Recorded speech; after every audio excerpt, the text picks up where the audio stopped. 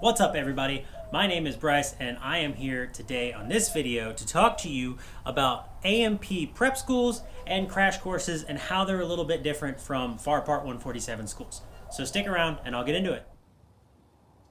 So I would like to preface this. I'm going to start my videos this way probably from now on. I am an A&P IA. I have about 10 years experience and I have been teaching at a FAR Part 147 school for about 5 years now. So what is a prep school? What is a crash course? And how are they different from A&P schools? Well, a Part 147 school is typically a 14 to 19 month program that goes through all of the general subjects, all of the airframe subjects, and all of the power plant subjects, and they are approved by the FAA to teach the program and then issue you a certificate of completion that gives you eligibility to test.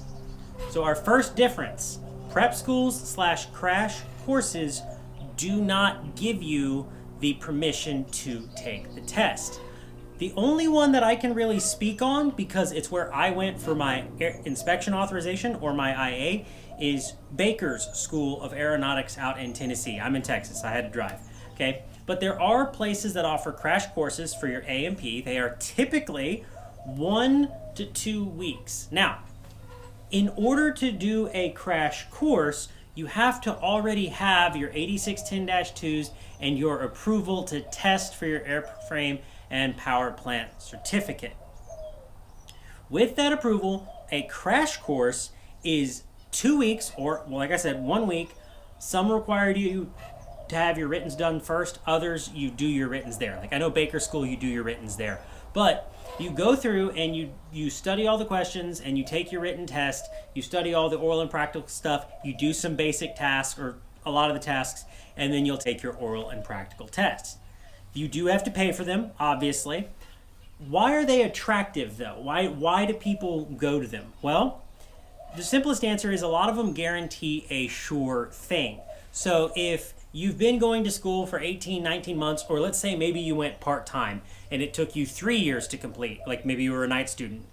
When you actually get ready to take your test, you may not have all of the confidence that you're going to pass. So what a lot of people will do is they go to a prep school because they guarantee you'll pass the test. Now, they're not guaranteeing that you'll pass it the first time. What they usually say is that if you fail, they will pay for your retest and they will also take care of your retraining, which is important. If you fail a written or an oral and practical, you have to wait 90 days before you can retest. I think it's 30 days for the written. Correct me on that if I'm wrong. But if you wish to retest before that, you have to get retrained and signed off by an A&P holder, which most of your crash courses have. So if you fail your oral and practical, you come back into the classroom, somebody will retrain you, they'll sign you off, and you go right back into the testing room, and it takes maybe a couple of hours, and you're back in the testing room, you move past that subject, and you keep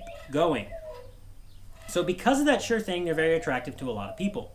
Also, if you're one of those part-time students and it took you 3 years to complete a program, it may have been a while since you did things in FARs or weight and balance or shop practices from your general subjects, and a lot of people want refreshers. Well, I can't speak for all 147 schools. I can only speak for the one that I work at. But we've got all of our instructors very busy, and we don't have a lot of time to go back and retrain people on safety wire or fluid lines and fittings or things like that. I do try to help my students. I do try to open things up, and by open things up I mean like the cabinets and like the tool chests and that kind of thing. I do try to open things up and let students do a couple of small tasks, like maybe shoot a rivet before they go back for their test, but I don't always have that time. There are plenty of times in the semester where I've got a morning class and an afternoon class and everything else going on in my life. I just don't have time to stay till 5:30, 6 o'clock in the afternoon with somebody for an hour and a half doing this. So if you're at a 147 school and you're considering a prep school, I don't know where they are in your region, but I would probably first start with talking to your instructors at the 147 school that you are going to and say, hey, do y'all know where one of these is that I can go to? One of the guys that I teach with actually used to run a prep school, and it was real small in a hangar single classroom, just him, and he would run people through it. And what he specialized in, a lot of the people that he got were retired military guys that had got signed off to test, and they went to the FAA and they said at the FSDO, hey, do you know somewhere I could go to get sort of a crash course on information? And they had this instructor's information, and they would give them his information, which is another thing. Your local FSDO, or wherever you're going to get signed off on your test, may also have some information on some prep schools near you, or you could Google it. But you need to understand, a prep school or a crash course does not already have the authorization for you to take the test. If you just go to a prep school and you haven't gotten signed off by the FAA on an 8610-2, and or you haven't been through a 147 school, a prep school is not going to be able to issue you any certificate of completion that grants you authorization to take the test. You need to have that before you go to one. So, in my opinion, are they worth it? Well, I'll tell you this. I went to Baker School of Aeronautics in Tennessee when I got my inspection authorization. It cost me about $900 overall, and I did very well on the test because of their program. And since then, I have come back to Texas and done dozens of annuals, which my minimum charge before COVID and everything else, my minimum charge for an annual was $800 if the owner helped. So in just a couple of annuals, that schooling paid for itself. I also feel that it's going to pay for itself if you're an A&P and you're going out to work in the industry. And like I said, it's a sure thing. So you can invest all the money you want to invest, taking your writtens at $150 each and taking your O's and P's at an average cost of $700 to $1,000 for the whole thing. Or you can go to a prep school and kind of get guaranteed a sure thing that you will get an A&P. I did not go to a prep school. I self-studied for my A&P. I took my A&P, and you know, nobody's ever going to have this test record. Nobody's ever going to see it unless you tell them.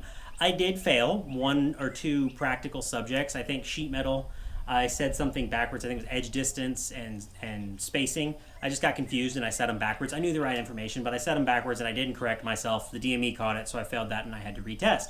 Well, I had to go back to a friend of mine who was an IA, and I had to get him to sign me off to retest. If you go to a prep school, they're right there. You're going to walk out of the testing room, probably get retrained and signed off, and walk right back in and continue testing.